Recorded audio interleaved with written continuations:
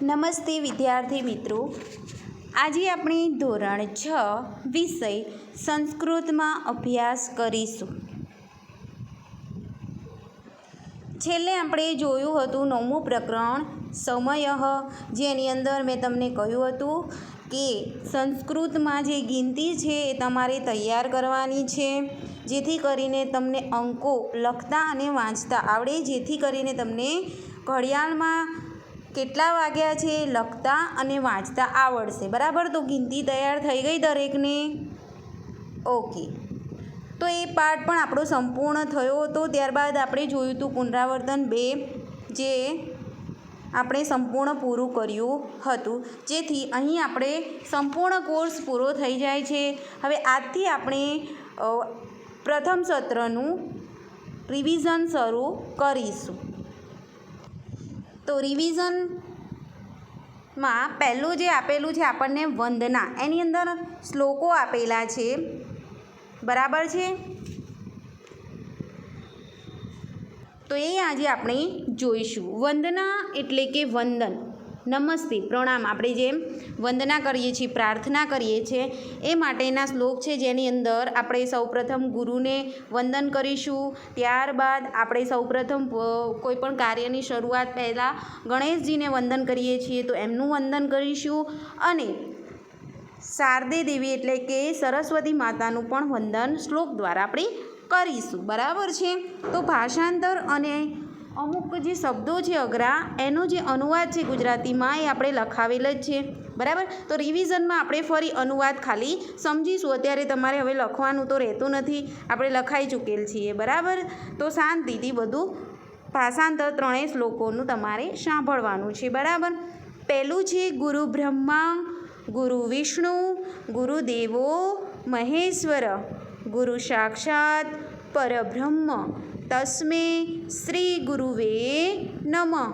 બરાબર, તો અહીં ગુરુને બ્રહ્મા સ્વરૂપ કહેવામાં આવ્યા છે, ગુરુને વિષ્ણુ સમાન કહેવામાં આવ્યા છે, ગુરુ ભગવાન મહાદેવ છે, ગુરુ મૂર્તિમંત પરબ્રહ્મ છે, તેવા આપણા શ્રી ગુરુદેવને નમસ્કાર કર્યા છે પહેલા શ્લોકની અંદર. તો પહેલા શ્લોકનું ભાષાંતર છે ગુરુ બ્રહ્મા છે, ગુરુ વિષ્ણુ છે, ગુરુ ભગવાન મહાદેવ છે, ગુરુ મૂર્તિમંત પરબ્રહ્મ છે, તે ગુરુદેવને નમસ્કાર હજો. બરાબર, બીજો શ્લોક છે વક્રતુંડ મહાકાય સૂર્યકોટી સમપ્રભ નિર્વિઘ્ને કુરુ મે દેવ સર્વકાર્યેષુ સર્વદા.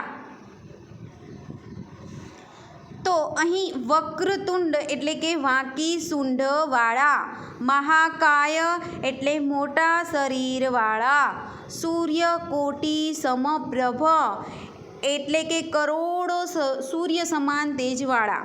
બરાબર, કરોડો સૂર્યનું તેજ કેટલું વધારે હોય, એવા સૂર્યનું તેજ આપતા, નિર્વિઘ્ને કુરુ મે દેવ સર્વ કાર્યેષુ સર્વદા. નિર્વિઘ્ન એટલે વિઘ્ન વિના, હે ગુરુ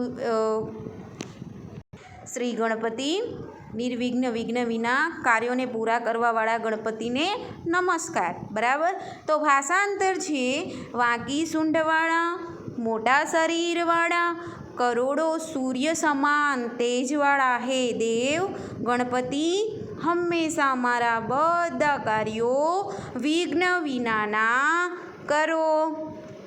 બરાબર છે. ત્રીજું છે નમસ્તે શારદે દેવી વીણા પુસ્તક ધારિણી વિદ્યારંભ કરિષ્યામિ પ્રસન્ના ભવ સર્વદા.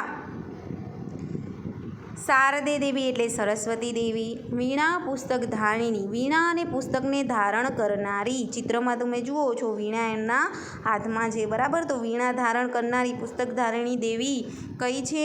સરસ્વતી દેવી. વિદ્યારંભ, સંધિ છૂટી પાડી આપણે, વિદ્યા વત્તા આરંભ, વિદ્યાનો આરંભ, કરિષ્યામિ એટલે હું કરું છું, પ્રસન્ના ભવ સર્વદા, તમે હંમેશા મારી પર પ્રસન્ન રહેજો. બરાબર, તેનો અનુવાદ છે હે વીણા અને પુસ્તકને ધારણ કરનારી દેવી શારદા, તમને નમસ્કાર. હું વિદ્યાની શરૂઆત કરીશ તમે હંમેશા પ્રસન્ન રહેજો. બરાબર છે. તો આ જે ત્રણેય શ્લોકોનું ભાષાંતરનું રિવિઝન આપણે થઈ ગયું છે. એમાં જે ટિપ્પણી એ આપણે લખવાનું પહેલાં શરૂઆતમાં કીધેલું છે, દરેકને લખાઈ જ ગયું હશે. જેને બાકી હોય લખી કાઢજો. બરાબર છે. વિશેષ આપેલું છે જેની અંદર છે ગુરુ બ્રહ્મા, ગુરુ અને બ્રહ્મા. બરાબર. ગુરુ વિષ્ણુ એટલે કે ગુરુ અને વિષ્ણુ, ગુરુ દેવો મહેશ્વર, ગુરુ દેવ અને મહેશ્વર. બરાબર. એ સંધિ છૂટી પાડેલી છે.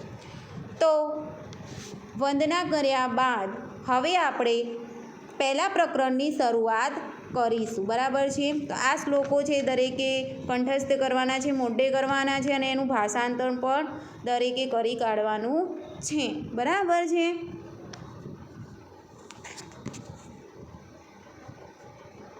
હવે આપણે જોઈશું ચિત્રપદાની 1. બરાબર. તો વિદ્યાર્થી મિત્રો, ચિત્રપદાની 1માં ચિત્રો આપેલા છે, નીચે એના સંસ્કૃત શબ્દો આપેલા છે જેનું આપણે ગુજરાતી ભાષાંતર કરવાનું રહેશે. પહેલું છે વૃષભ. બરાબર. એની અંદર આપણને ચિત્ર પણ આપેલું છે. ચિત્રને જુઓ અને ઓળખો કે કોણ છે.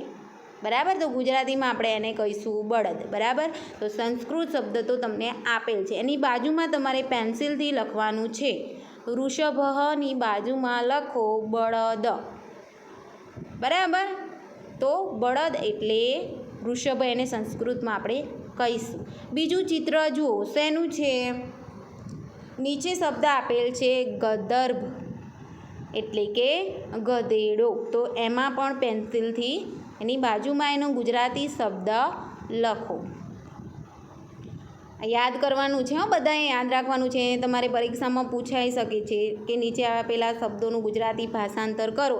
તો એમના તમને સંસ્કૃત શબ્દો આપ્યા હોય. બરાબર. તો એની સામે તમારે ગુજરાતી અર્થ લખવાના થાય, અથવા તો ગુજરાતી શબ્દો આપેલા હોય એનું સંસ્કૃત કરવાનું થાય. તો તમારે દરેકે યાદ રાખવા. બરાબર છે. ત્રીજું છે મેષ. તો મેષ એટલે ઘેટું. બરાબર. ઘેટાનું ચિત્ર છે એટલે તમને ખ્યાલ આવી જશે. પછી છે નકુલ, તો નોળિયો. મયુર તો મોર. કાક એટલે કાગડો. તાલ તો તાળું. દીપ તો દીવો.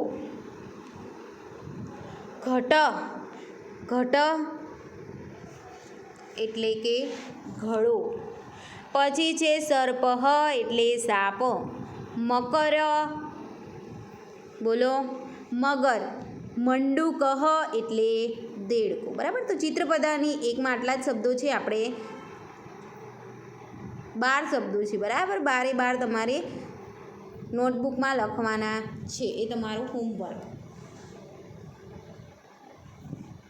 હવે આપણે જોઈશું ચિત્રપદાની 2. એમાં છે બાલિકા. ચલો હવે આમાં તમારે બોલવાનું છે. બાલિકા એટલે ચિત્રમાં શું છે? છોકરી. બરાબર છે. પછી છે ઉત્પીઠિકા. બોલો, શેનું ચિત્ર આપેલ છે? ટેબલનું. બરાબર. પછી છે લતા એટલે વેલ. પછી છે સ્થાલિકા એટલે થાળી. પુષ્પાધાની એટલે ફૂલદાની. પછી છે સાટિકા એટલે સાડી. પેટિકા એટલે પેટી. ચટકા એટલે ચકલી. નદી એને ગુજરાતીમાં પણ નદી જ કહીશું. પછી છે ચૂલ્લી એટલે ચૂલો. ઘટી તો ઘડિયાળ. કુચ્ચિકા એટલે ચાવી.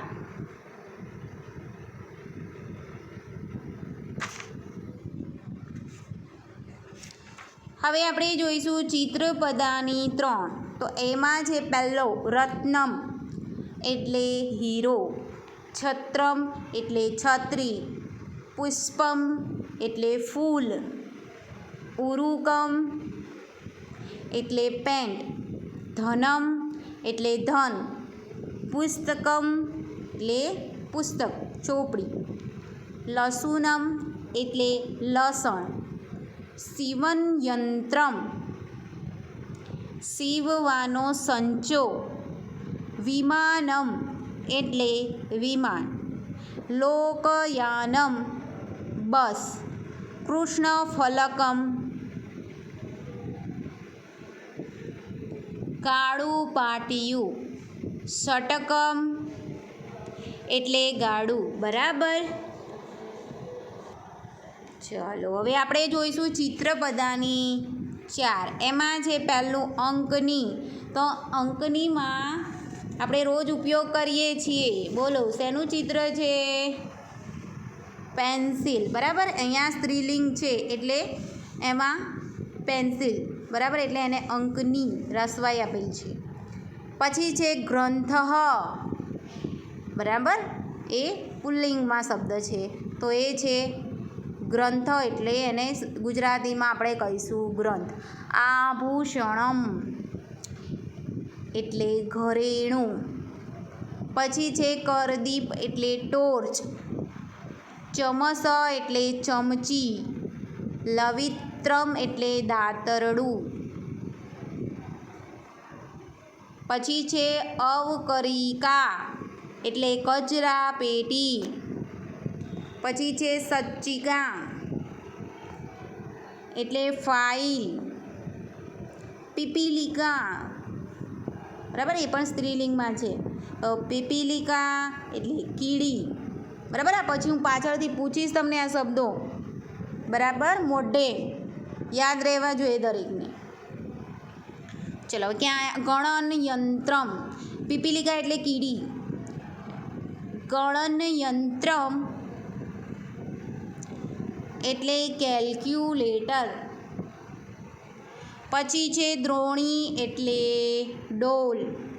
પછી છે પીચ. પીચ એટલે સ્વિચ. બરાબર. તો અહીંયા ચિત્રપદાની 4ના શબ્દોનું ભાષાંતર આપણે રિવિઝન થઈ ગયું. બરાબર. હવે આપણે જોઈશું આકાશ પટ્ટી. બરાબર. તો આકાશ પટ્ટીની અંદર આપણે જોયું હતું કે સસલું સૂઈ રહ્યું હતું ને એની પર શું થાય છે? પાંદડું પડે છે ને એકદમ એ ડરી જાય છે. પછી એની સામે શિયાળ મળે છે, વાંદળો મળે છે, સિંહ મળે છે. બરાબર. બધાને એમ જ કહે છે કે દોડો દોડો આકાશ પડ્યું છે, અને પછી બધા એની પાછળ પાછળ ભાગતા જ રહે છે, ભાગતા જ રહે છે. પછી છેલ્લે એને કોણ મળે છે? સિંહ મળે છે. તો સિંહ કહે છે કે સિંહને કહે છે કે આકાશ પડે છે. તો સિંહ કહે છે કે ક્યાં છે? બતાવ ક્યાં પડે છે આકાશ? તો સસલું જાય છે તો સિંહ એની પાછળ પાછળ જાય છે. સસલું એને વૃક્ષની નજીક લઈને આવે છે. સિંહ કહે છે કે ક્યાં છે? બતાવો આકાશ ક્યાં પડે છે? સસલું પછી કંઈ બોલતું નથી, કારણ કે કોઈ આકાશ પડતું હોતું નથી. એને ખાલી એક ભય લાગ્યો હોય છે, અને પછી સસલું તરત જ ભાગી જાય છે. તો આ સરસ મજાની વાર્તા આપણે ભણેલા છીએ. આપણે એને હવે રિવિઝનમાં જોઈશું. બરાબર. શબ્દોને બધું તમારે લખાઈ ગયું છે. બરાબર. તો એને સાંભળો. આકાશ પતતી. આકાશ પડે છે. એકમ વનમ અસ્તિ. એક વન છે. તત્ર સસક નિવસતી. ત્યાં સસલું રહે છે. નિવસતી એટલે કે રહે છે. સસક શયન કરોતી. સસલું શું કર્યું હતું? સૂઈ ગયું હતું. પર્ણપતતી. પાંદડું પડે છે પેલા સસલાની ઉપર. જુઓ ચિત્રમાં, અહીંયા તમને ચિત્રમાં તમે જોઈ શકો છો. સસક ભીત ભવતી. શું થાય છે? સસલાને ડર લાગી જાય છે. ભીત એટલે ડર, ભવતી એટલે જાય છે. સસક ધાવતી. ધાવતી એટલે દોડવું. સસલું શું કરે છે? પેલું પાંદડું પડે છે એટલે ડરી જાય છે અને ભાગવા લાગે છે.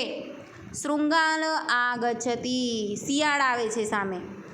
સસક વદતી. શૃંગાલ ભ્રાત ધાવતું આકાશ પતતી. સસક વદતી. વદતી એટલે બોલવું. આપણે કરોતીમાં તમને સમજાવ્યું તો આ બધી ક્રિયાઓને સંસ્કૃતમાં શું કહેવાય એ તમારે યાદ રાખવાનું. વદતી શબ્દ ઘણીવાર આવેલો છે. બરાબર છે. વદતી એટલે બોલવું.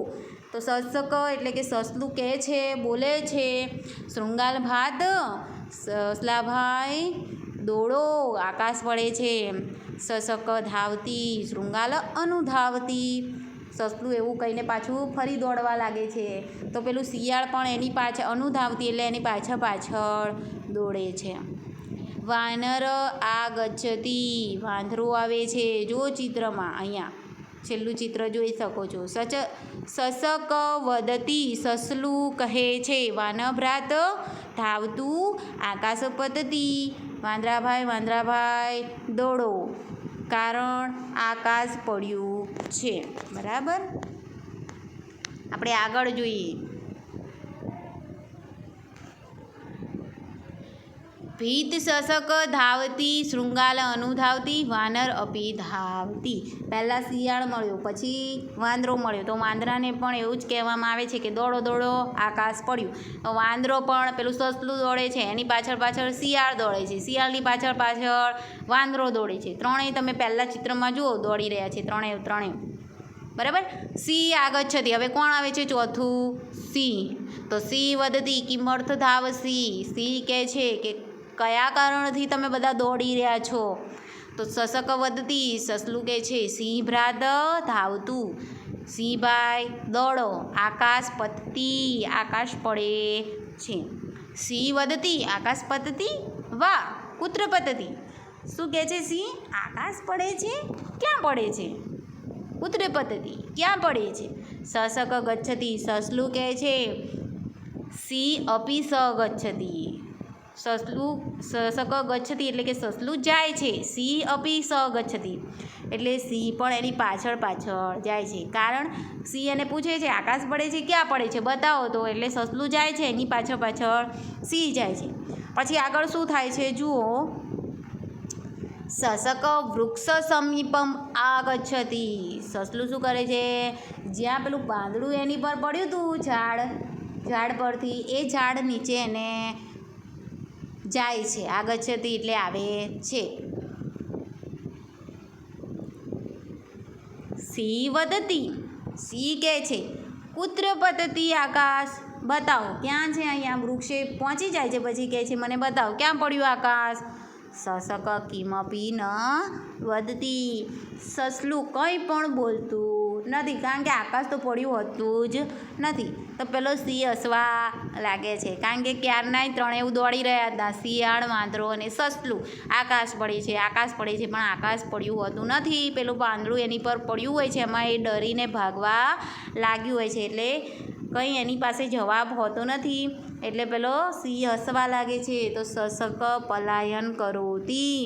સસલું પલાયન કરોતી એટલે કે ભાગી જાય છે. બરાબર. અને અહીંયા આ પાઠ પૂરો થઈ જાય છે. આકાશ પતતી આકાશ પડે છે. ખરેખરમાં કોઈ આકાશ પાઠમાં પડ્યું નથી, માત્ર પેલું પાંદડું પડ્યું હોય છે સસલા પાછળ.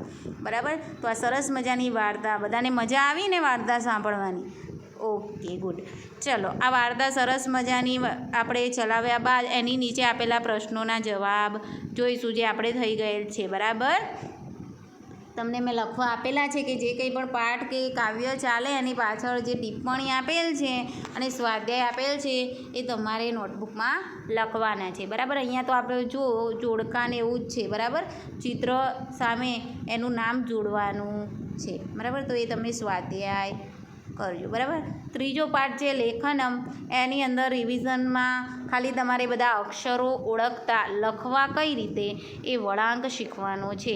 તો એ હોમવર્કમાં તમારે નોટબુકમાં બધા અક્ષરો લખવાના છે. કેટલે સુધી લખવાના છે? રૂ સુધી. બરાબર.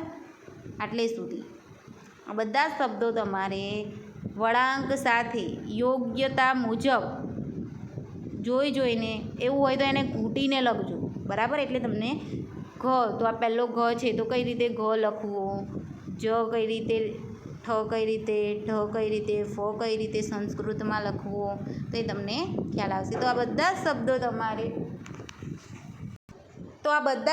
તમારે લખવાના છે. બરાબર છે.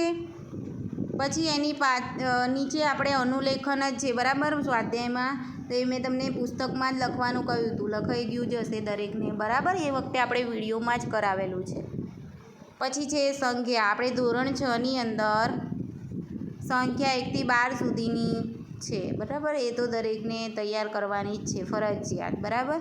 અંકોમાં 1 તો એકમ, 2 તો એને કહેવાય દ્વે, અને લખવું કઈ રીતે અંકોમાં એ અહીંયા આપેલું છે, એની સામે શબ્દોમાં, બરાબર. તો એ તમારે લખવાનું છે.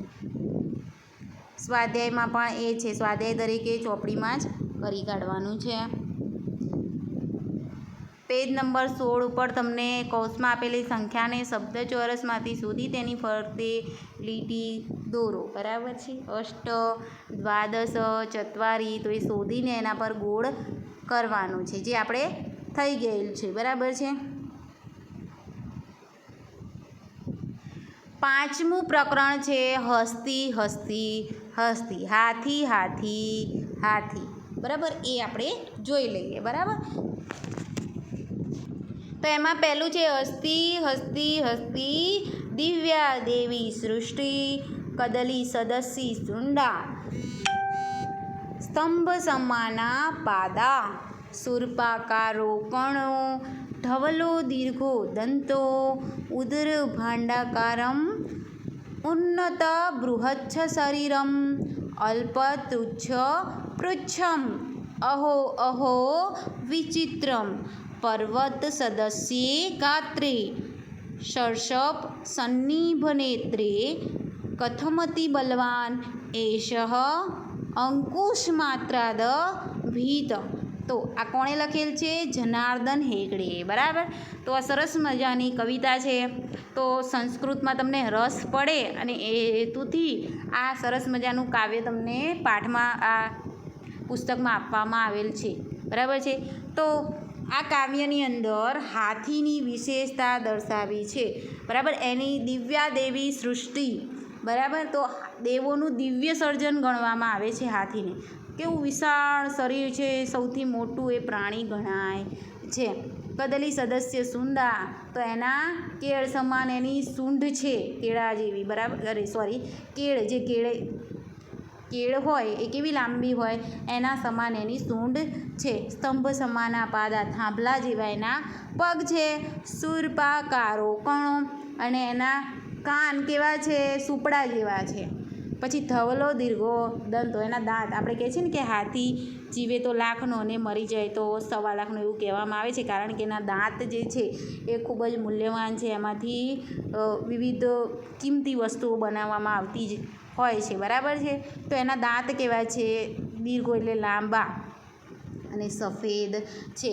પછી એનું ઉદર ભાંડાકારમ, ઉદર એટલે પેટ, તો પેટ એનું ભાંડાકારમ એટલે કેવું છે? ઘડાના આકાર જેવું છે. ઉન્નત બૃહચ્છ શરીરમ, એની સંધિ છૂટી પાડીએ આપણે, બરાબર. તો આપણે એવું ઉન્નત વત્તા બૃહત, ઉન્નત એટલે ઊંચું, બૃહત એટલે મોટું, અને શરીરમ એટલે કે શરીર છે, ઊંચું અને મોટું શરીર છે. અલ્પ તુચ્છ પૃચ્છમ, અને નાનું નજીવું એનું નાનકડું એવું એનું પૂંછડું છે. અહો અહો અહો વિચિત્રમ, એ કેવી વિચિત્ર વાત છે, બરાબર. એનું પેટ મોટું છે, સૂંઢ લાંબી છે, દાંત પણ મોટા છે, અને એની પૂંછડી કેવી છે? એકદમ નાની છે. એ કેવી વિચિત્ર વાત છે, નહીં? પછી આપણે જોઈએ આગળ કે પર્વત સદસ્ય ગાત્રે, બરાબર. પર્વત સમાન એના 2 લમણા છે. પછી છે સરસપ સન્નિભ નેત્રે, સરસવ જેવી એની આંખો છે, બરાબર. કથમતી બલવાન એશ, તો આ કેવો બળવાન છે અને સામાન્ય અંકુશ માત્રથી ડરે છે, બરાબર. એ જે આપણે સર્કસમાં ને એ રીતે એને અંકુશમાં લઈને કઈ રીતે સરસ મજાનું એનું જોવા મળતું હોય છે, બરાબર. તો એ આટલો બળવાન હાથી, એના પર સવારી બધા કરે છે, તો સામાન્ય અંકુશથી પણ એ ડરતો હોય છે. એ વિચિત્ર વાત આપણને લાગે છે, બરાબર. તો અહીંયા આપણે આ કાવ્ય પૂરું થઈ ગયું, બરાબર. અને સ્વાધ્યાય તમારે 1 થી 5 સુધીના નોટબુકમાં લખી કાઢવાના, બરાબર. પછી છે પુનરાવર્તન 1, પછી આગળ આપણે જોઈશું. આજે આપણે પુનરાવર્તન 1 સુધી રાખીએ. તમારે પુનરાવર્તન 1 સુધી અને 1 થી 5 સુધીના સ્વાધ્યાય નોટબુકમાં કમ્પ્લીટ કરી નાખવાના છે. હું ચેક કરીશ, બરાબર છે. ધોરણ 6 વિષય સંસ્કૃતની નોટ, અને આ દરેક પાઠ ઘરે વાંચવાના છે અને ભાષાંતર લખેલું હોવું જોઈએ, બરાબર. તો વિદ્યાર્થી મિત્રો, આપણે આજના વિડીયોમાં આટલે સુધી રાખીએ છીએ. આગળના વિડીયોમાં આપણે આગળનો અભ્યાસનું રિવિઝન કરીશું, બરાબર છે. આભાર. અસ્તુ.